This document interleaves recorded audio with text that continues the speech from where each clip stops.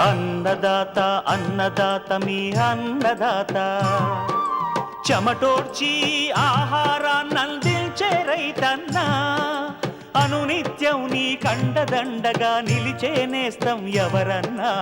అన్నదాత అన్నదాత మీ అన్నదాత.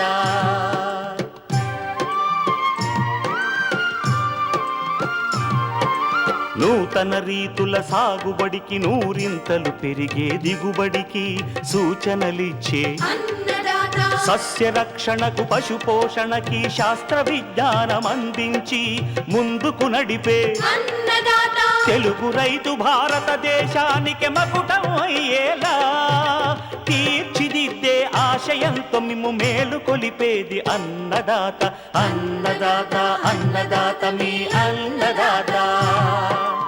అన్నదాత అన్నదాత మీ అన్నదాత. అన్నదాత ప్రేక్షకులకు నమస్కారం. ఈనాటి ముఖ్యాంశాలు: టమాటాలో సూది పురుగు, సమగ్ర సస్యరక్షణ చర్యలు. కొబ్బరిలో పూత పిందెరాలుడు, నివారణకు జాగ్రత్త చర్యలు. అధిక సాంద్రతలో వెన్నామి రొయ్య సాగు, వ్యాధులు తలెత్తకుండా ముందు జాగ్రత్తలు. ఇంకా జై కిసాన్ వ్యవసాయ సమాచారం.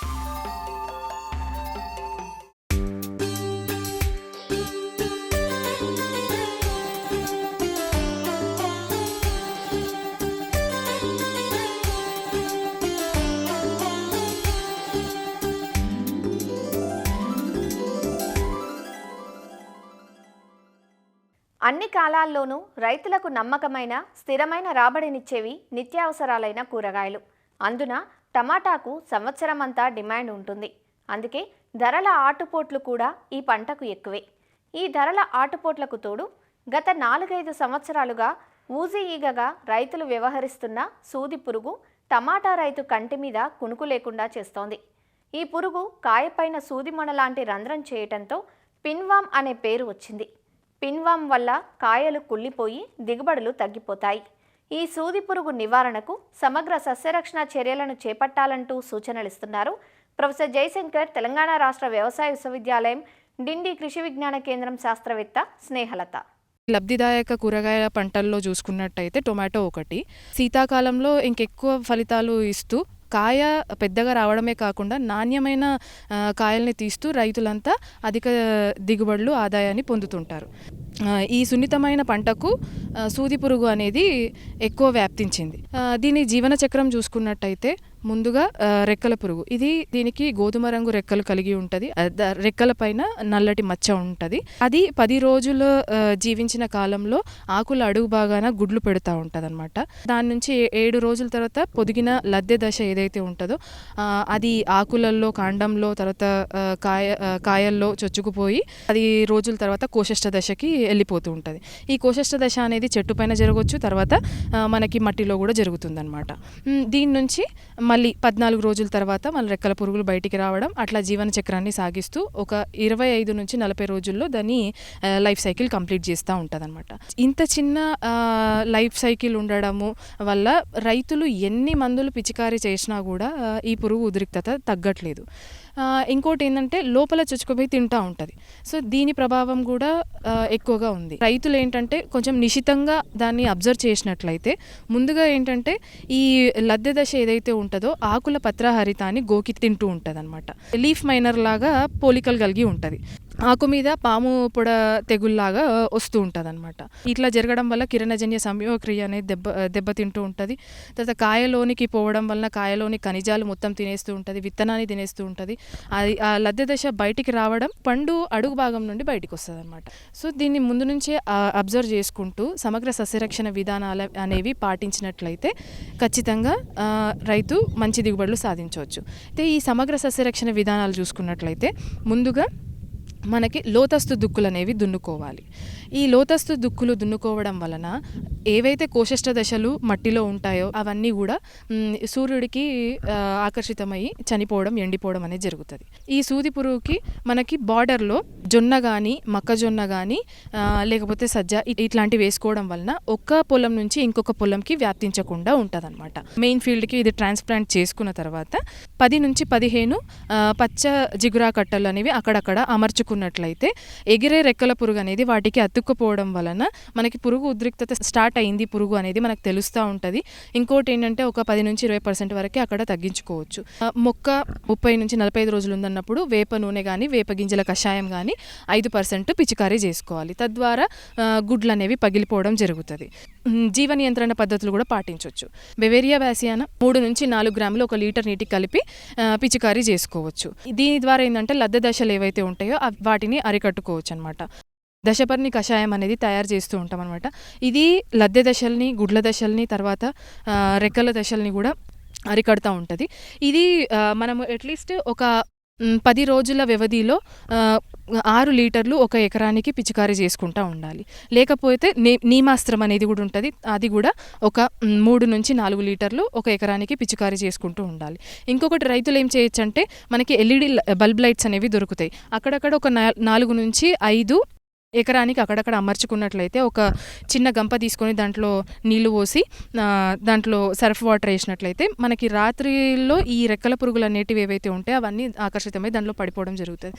సో ఇలా అన్ని పద్ధతులు అంటే జీవ నియంత్రణ పద్ధతులు, తర్వాత మనం పిచికారీ చేసుకునే పద్ధతులు అన్నీ సమగ్ర విధంగా చేసుకున్నట్లయితే రైతు ఖచ్చితంగా వాళ్ళు పెట్టే ఖర్చు తగ్గించుకోవచ్చు. తర్వాత నాణ్యతమైన పంటల్ని తీయొచ్చు.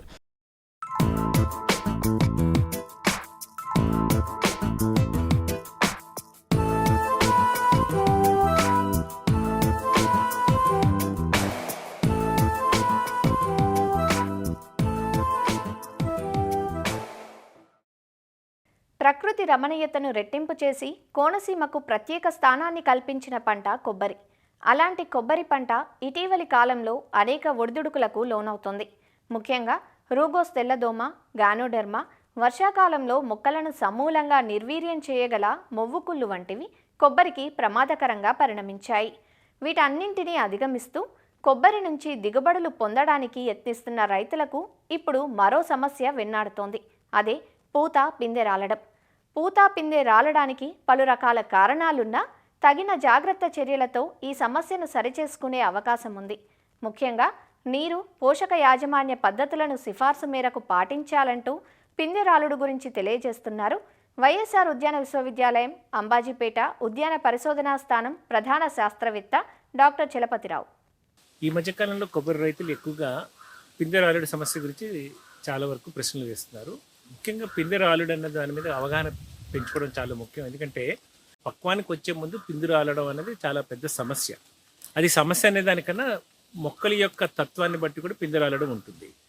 ప్రధానంగా చూసుకుంటే దేశవాళీ రకాల్లో అయితే మనకి 6 నుంచి 7 సంవత్సరాల కాపు వస్తుంది.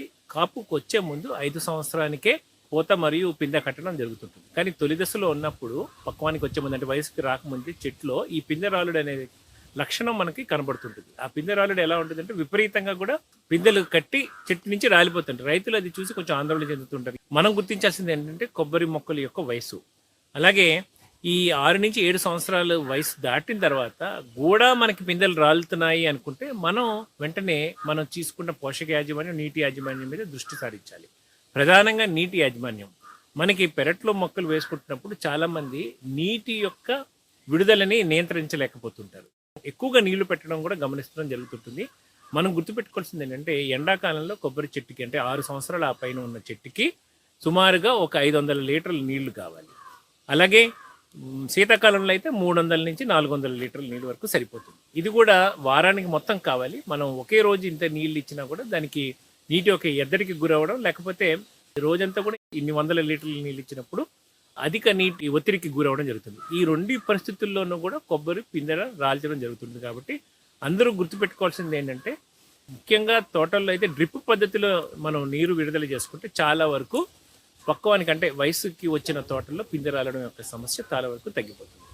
ఇంకో ప్రధానమైన కారణం పిందె రాలడానికి పోషక యాజమాన్యం, బోరాన్ మరియు పొటాష్ యొక్క పోషక యాజమాన్యం. నత్రజని యూరియా రూపంలో ఇస్తున్నా కూడా వయసుకు వచ్చిన చెట్లకి 1 కిలో మాత్రమే మనం సిఫార్సు చేస్తాం.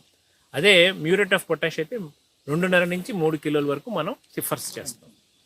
ఇలా సిఫార్సు చేసిన మోతాదు సరిగ్గా చెట్టుకి అందకపోతే, అంటే 2 సమభాగాలుగా చేసుకుని 6 నెలల వ్యవధిలో ఇచ్చుకోవడం, లేకపోతే 3 సమభాగాలుగా చేసుకుని 4 నెలల వ్యవధిలో ఇచ్చుకోవడం మనం సిఫార్సు చేస్తున్నది. అవకాశం ఉన్నంత వరకు మనం 3 సార్లు ఇచ్చుకుంటే సంవత్సరానికి ఈ పిందెరాలుడి యొక్క సమస్య తగ్గిపోవచ్చు. అలాగే ఈ పోషక యాజమాన్యం చెయ్యకపోతే మాత్రం చాలా వరకు పిందెరాలుడి యొక్క సమస్య చాలా తీవ్రతంగా ఉంటుంది. అలాగే బోరాన్ మరియు మెగ్నీషియం, జింక్, ఈ 3 సూక్ష్మ ధాతువులు కూడా కొబ్బరి చెట్టుకి చాలా ముఖ్యమైనవి. ఇవన్నీ కూడా విడివిడిగా చెట్టుకు వేసుకుంటే, ఎరువులతో కాకుండా విడివిడిగా వేసుకుంటే, ప్రధానంగా పొటాషియం బోరానికి మధ్య కనీసం ఒక 15 నుంచి 20 రోజుల వ్యవధిలో మనం ఎరువుల వినియోగాన్ని మనం తీసుకురాగలిగితే పిందెరాలుడి యొక్క సమస్య చాలా వరకు తగ్గిపోయే అవకాశం ఉంటుంది. పక్వానికి రాకముందే పిందెరాలుడు అన్నది సహజమైన ప్రక్రియ, దాని గురించి ఆందోళన చెందాల్సిన అవసరం లేదు. 8-9 ఏళ్లకు కూడా చెట్టు, అంటే దేశవాళీ రకమైన పొట్టు రకాలైతే 5 సంవత్సరాలు, హైబ్రిడ్ రకాలైతే కూడా 5 నుంచి 6 సంవత్సరాలు. ఈ సమయం నుంచి కూడా పిందెరాలుడు ఎక్కువగా జరుగుతుంటే నీటి యాజమాన్యం, పోషక యాజమాన్యం చేసుకుంటే మనం ఈ పిందెరాలుడి సమస్య నుంచి కొబ్బరి తోటల్లో యొక్క దిగుబడిని ప్రభావితం చేయకుండా కాపాడుకోవడానికి అవకాశం ఉంటుంది.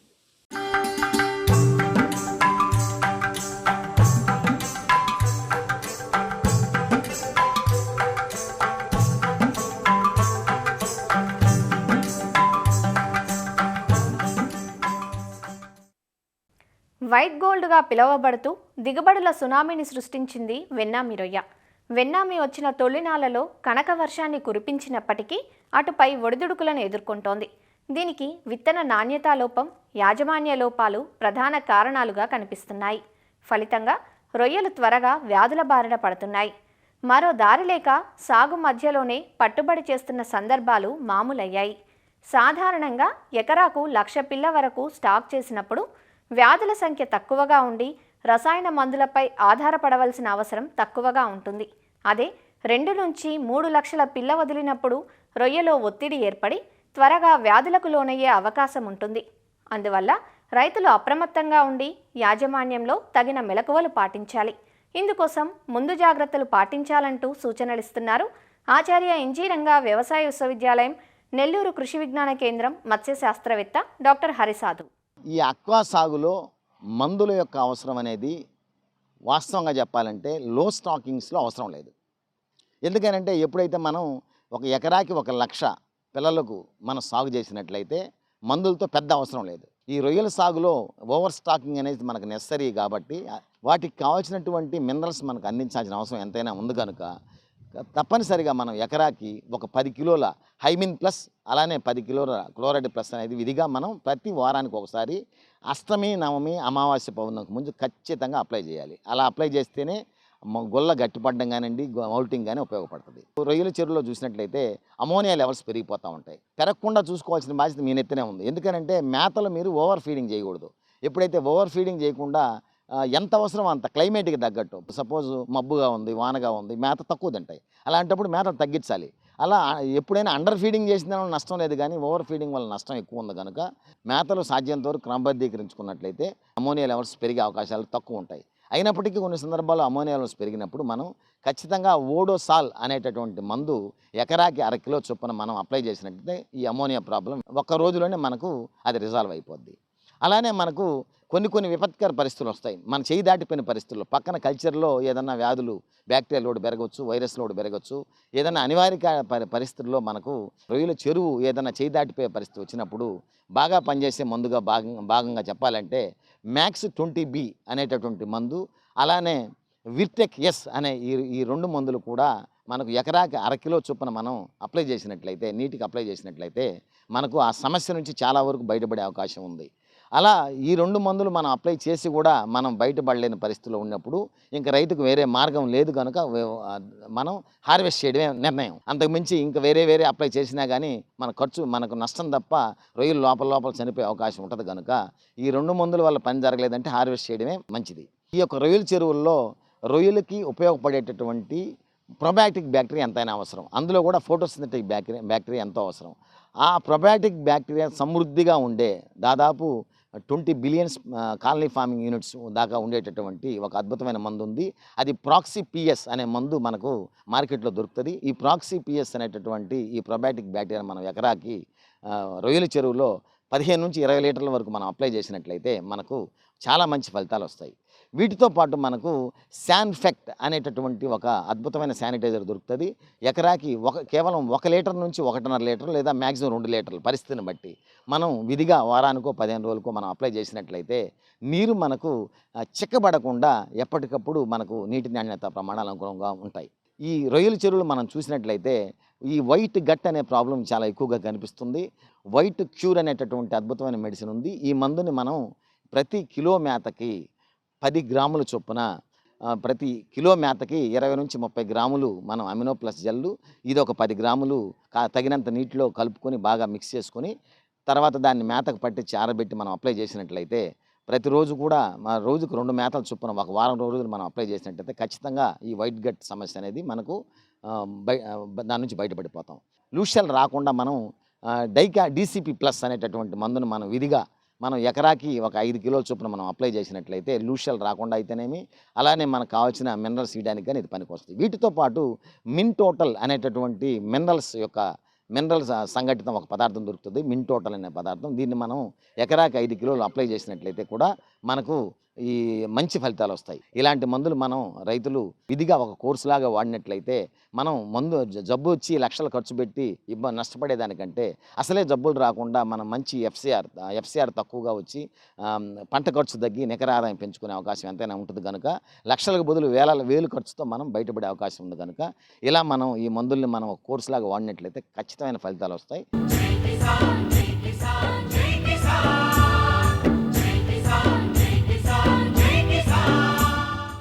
వ్యవసాయ సమాచారం ఇప్పుడు జై కిసాన్లో చూద్దాం. ఆచార్య ఎన్జీ రంగా 125వ జయంతిని పురస్కరించుకుని విజయనగరం జిల్లా నెల్లిమర్ల మండలం టెక్కలిలోని సెంచూరియన్ విశ్వవిద్యాలయం రైతు సమ్మేళనం నిర్వహించింది. ఈ సమ్మేళనంలో centurion university of technology and management school of smart agriculture ఆధ్వర్యంలో recirculatory aquaculture system, high density poultry cage model వంటి నూతన ఆవిష్కరణలను ప్రదర్శించారు. అదేవిధంగా స్మార్ట్ అగ్రికల్చర్ విధానంలో డ్రాగన్ ఫ్రూట్ సాగు వంటి ఆధునిక విధానాలను విద్యార్థులు ప్రదర్శించారు. వీటితో పాటు వివిధ ప్రాంతాలకు చెందిన రైతులు సాగు చేసిన సేంద్రియ సంప్రదాయ ఉత్పత్తుల స్టాల్స్ విశేషంగా ఆకట్టుకున్నాయి.